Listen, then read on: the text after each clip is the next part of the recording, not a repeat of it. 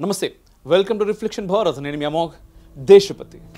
పహల్గార్ దాడి తర్వాత రంగంలోకి దిగిన ఎన్ఐఏ విచారణలో విస్తుపోయే వాస్తవాలు కనుగొంటుంది.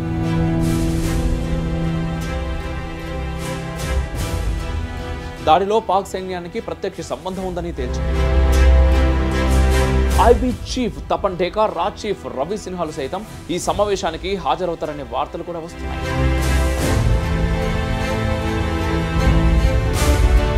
భారత్తో మరో యుద్ధం అంటే పాకిస్తాన్ సైనిక బలగాలు భయపడుతున్నాయి.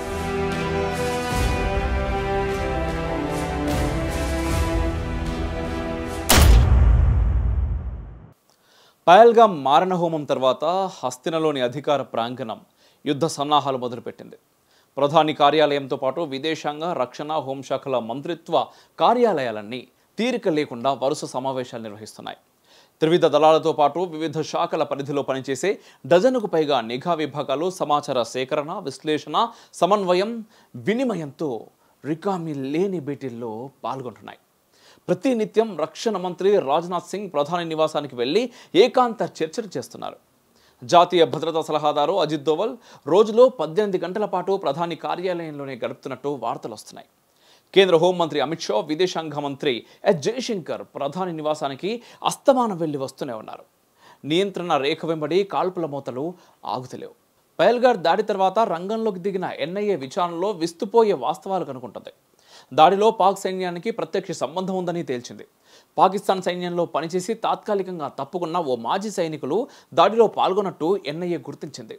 బైసరన్ లోయ మారణకాండలో పాల్గొన్న హషీం అనే ఉగ్రవాది గతంలో పాక్ సైన్యంలో పనిచేసి తర్వాత కాలంలో టెర్రర్ ఫార్మేషన్లోకి వెళ్లినట్టు జాతీయ దర్యాప్తు సంస్థ ప్రకటించింది.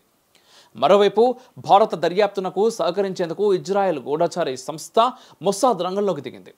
పహల్గాం మారణహోమానికి ఒక రోజుకు ముందు హమాస్ నేతలు పిఓజేకేలో ఉగ్రనేతలతో భేటీ అయినట్టు మొస్సాద్ కనిపెట్టింది. మొస్సాద్ ఎంటర్ అయిందంటే ఏ చిన్న సమాచారాన్ని కూడా వదిలిపెట్టే ప్రసక్తే ఉండదు. ఈ మొత్తం పరిణామాల మధ్య ప్రధాని నివాసంలో కీలక భేటీ జరిగింది. త్రివిధ దళాధిపతులు సిడిఎస్ అనిల్ చౌహాన్, రక్షణ మంత్రి రాజ్నాథ్ సింగ్, హోంశాఖ మంత్రి అమిత్ షాతో పాటు నిఘా విభాగాధిపతులు, జాతీయ భద్రతా సలహాదారు అజిత్ దోవల్ ఈ సమావేశంలో పాల్గొన్నారు. ఐబీ చీఫ్ తపన్ ఢేకా, రాజ్ చీఫ్ రవి సిన్హాలు సైతం ఈ సమావేశానికి హాజరవుతారనే వార్తలు కూడా వస్తున్నాయి. ఇప్పటివరకు ఈ వీడియో నేను చేస్తున్నంత సమయం వరకు ఇవన్నీ భారతదేశంలో జరుగుతున్న ఉత్కంఠ భరిత దృశ్యాలు. మరి పాకిస్తాన్లో ఏం జరుగుతుంది? పదే పదే యుద్ధం గురించి మాట్లాడుతున్న పాకిస్తాన్ ప్రభుత్వంపై సైన్యంలో పనిచేసేవారు ఏమంటున్నారు? అధికారులు, సైనికులు వేల సంఖ్యలో రాజీనామా చేయడానికి పహల్గాం దాడికి మధ్య ఏం సంబంధం? ఈ అంశాలే ఇప్పుడు హాట్ టాపిక్గా మారిన నేపథ్యంలో వీటి గురించి తెలుసుకునే ప్రయత్నం చేద్దాం. పహల్గాం దాడి తీవ్రత అర్థమైన తర్వాత పాక్ సైనిక బలగాల్లో భయాందోళనలు నెలకొన్నాయి. కార్గిల్ యుద్ధ అనుభవాలు ఇంకా వెంటాడుతుండగానే భారత్తో మరో యుద్ధం అంటే పాకిస్తాన్ సైనిక బలగాలు భయపడుతున్నాయి. ఉగ్రవాద సంస్థల నేతలు, ప్రభుత్వాధిపతులు పదే పదే యుద్ధం గురించి మాట్లాడుతుంటే త్రివిధ దళాల్లోని పాక్ బలగాలు మాత్రం చికాకు పడుతున్నాయి, భయాందోళనకు గురవుతున్నాయి. తమ దేశంపై భారత్ యుద్ధానికి దిగడం ఖాయమంటూ పాక్ రక్షణ మంత్రి ఇప్పటికే ఒక ప్రకటన చేశారు కూడా. యుద్ధ సన్నాహాల్లో భాగంగా పాకిస్తాన్ ఇప్పటికే చైనాకు ముందస్తు సమాచారం ఇచ్చినట్టు అంతర్జాతీయ మీడియా కథనాలు వెలువడిస్తున్నాయి. పాకిస్తాన్ విమానాలను భారత గగనతలంలోకి అనుమతించకూడదనే ప్రతిపాదనపై కేంద్ర పౌర విమానయాన శాఖ కసరత్తు ప్రారంభించింది. భారత్ పాక్ యుద్ధం వచ్చిపడితే నేతలు, ఉగ్రవాద సంస్థల అధిపతులు నిక్షేపంగా ఉంటారు, కానీ తమ ప్రాణాలు గాలిలో దీపమవుతాయనే భయం బలగాల్లో సర్వత్రా వ్యక్తమవుతోంది. దీంతో వేలాది మంది సైనికులు, వందల సంఖ్యలో సైనిక అధికారులు రాజీనామాలు సమర్పించి ఇంటిబాట పడుతున్నట్టుగా వార్తలు వస్తున్నాయి. భారత్ పాక్ల మధ్య తీవ్ర ఉద్రిక్తతలు కొనసాగుతుండగా పాక్ మిలిటరీ జనరల్ అసీం మునీర్ మాయమయ్యారు. అసీం మునీర్ కుటుంబం రహస్యంగా విదేశాలకు వెళ్లిపోయినట్టు పాకిస్తాన్ మిలిటరీ అకాడమీ అధికారులు ప్రకటించారు. పహల్గాం ఊచకోత జరిగిన సరిగ్గా 4 రోజులకు పాకిస్తాన్ సైన్యంలో సుమారు 4500 మంది రాజీనామా సమర్పించినట్టుగా మనకు తెలుస్తోంది. కేవలం జవాన్లే కాదు, దాదాపు 250 మంది అధికారులు కూడా ఉద్యోగాలకు దండం పెట్టి వెళ్లిపోయారు. ఇదంతా జరిగింది కేవలం 2 రోజుల వ్యవధిలోనే అంటే భయం తీవ్రత ఏ స్థాయిలో ఉందో అర్థమవుతుంది. పాకిస్తాన్ ఆవిర్భావం నుంచి ఇప్పటి వరకు ఈ స్థాయిలో సైనికులు భయంతో రాజీనామా చేసిన దాఖలా లేదంటారు రక్షణ రంగ నిపుణులు. 1971, 1999లో జరిగిన బంగ్లా విముక్తి యుద్ధ, కార్గిల్ యుద్ధాల్లో పాకిస్తాన్ బలగాలు తీవ్రంగా దెబ్బతిన్నాయి, ప్రాణాలు కోల్పోయాయి. భారత్ అనుసరించిన పకడ్బందీ వ్యూహం కారణంగా పాక్ బలగాలు నిలవలేకపోయాయి. దీంతో భారీ ప్రాణ నష్టం సంభవించింది. ఈ అనుభవాల కారణంగా భారత్తో యుద్ధం అంటే పాకిస్తాన్ త్రివిధ దళాలు నిలువున వణికిపోతున్నాయి. పాకిస్తాన్ నేతలు ఉగ్ర కమాండర్ల హెచ్చరికలతో సంబంధం లేకుండా భారత్ ప్రతీకారానికి దిగుతుందనే అభిప్రాయం పాకిస్తాన్ బలగాల్లో ప్రబలంగా ఉంది. సైనిక బలగాల్లో నెలకొన్న పరిస్థితులను అంచనా వేసిన పాక్ ప్రభుత్వం సైనికుల రాజీనామాలను ఆమోదించడం లేదు. అత్యవసర స్థితిలో రాజీనామాలను ఆమోదించడం కుదరని పని అంటూ తెగేసి చెప్పింది పాక్ మీడియాలో కూడా మనకు వస్తున్నాయి ఈ కథనాలన్నీ. పాకిస్తాన్ సైన్యంలో కీలక బాధ్యతలు నిర్వర్తిస్తున్న lieutenant general Umar Bukhari army చీఫ్కు రాసిన ఉత్తరంలో దెబ్బతింటున్న సైనిక బలగాల నైతిక స్థైర్యం గురించి ప్రస్తావించారు. బలగాలు చాలా వేగంగా బలహీన పడుతున్నాయని ఈ ఉత్తరంలో బుఖారీ పేర్కొన్నారు. ఒకవేళ ఇదే పరిస్థితి కొనసాగితే భారత్తో యుద్ధం వచ్చిపడితే బలహీనమైన ప్రతిఘటన ఉంటుందని తన లేఖలో తెలియజేశారు. త్రివిధ దళాల్లో నెలకొన్న భయం పోగొట్టడం తక్షణ అవసరమంటూ పై అధికారులకు సూచించాడు బుఖారీ. ఇటీవలి కాలంలో భారత సైనిక శక్తి గురించి, ఆయుధ సంపత్తి గురించి, ఆర్థిక అభివృద్ధి గురించి పాక్ సైనిక బలగాల్లో కొత్త భయాలు మొదలయ్యాయి. సరిహద్దు ఉద్రిక్తతలు, చొరబాట్లు, ఉగ్ర సంస్థల కార్యకలాపాలు తీవ్ర దశకు చేరితే ఏదో ఒక రోజు యుద్ధం వచ్చి పడుతుందనే భయంతో ఉన్నాయి ఉగ్రదేశ సాయుధ బలగాలు.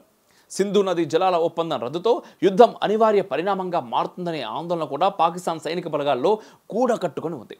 దీంతో పాటు పాక్ సైన్యం టెర్రర్ లాంచ్ ప్యాడ్ల నుంచి ఉగ్రవాదులను సురక్షిత ప్రాంతాలకు తరలించడంతో పాకిస్తాన్ త్రివిధ దళాల్లో భయం పాలు మరింత పెరిగింది.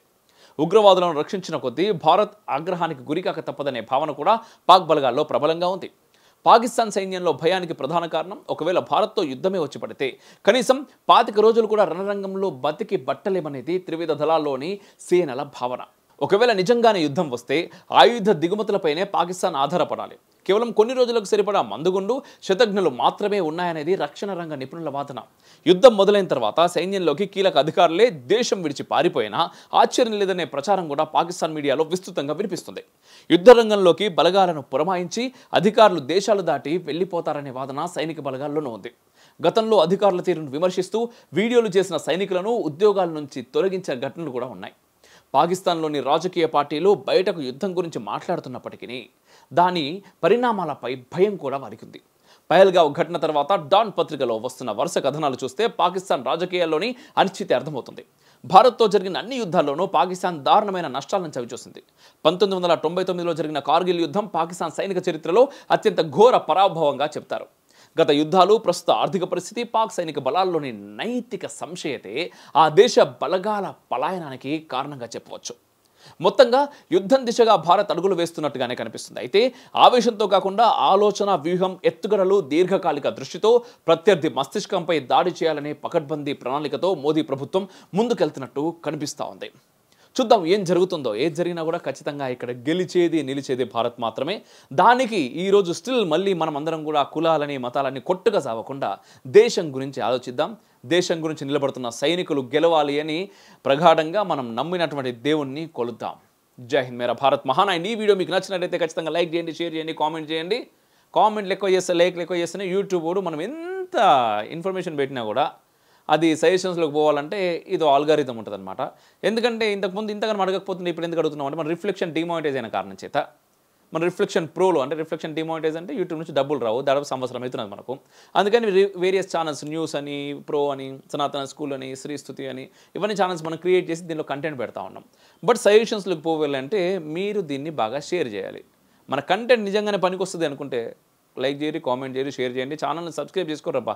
25,000 సబ్స్క్రైబర్లు లేదబ్బా. చూసినప్పుడు అలా బాధ అవుతా ఉన్నది. 4 లక్షలు దాటిపోయింది కదా మంది. So please at the same time me support కూడా నాకు చాలా చాలా చాలా అవసరం.